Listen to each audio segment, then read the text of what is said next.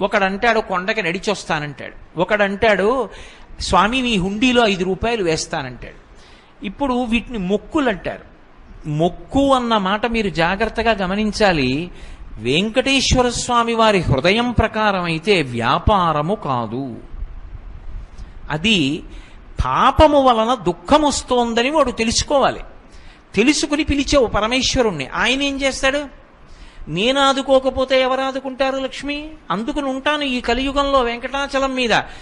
ఎవడు ఎక్కడ ఎంత మౌనంగా లోపల లోపల పిలిచినా నాకు వినపడుతుంది.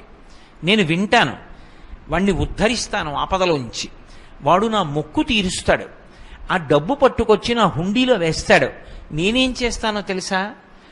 పరమధర్మాత్ముడు నన్ను చూడకుండా ఉండలేక, నాన్నగారిని చూడకుండా ఉండలేక వచ్చినటువంటి కొడుకులా, నన్ను చూడకుండా ఉండలేక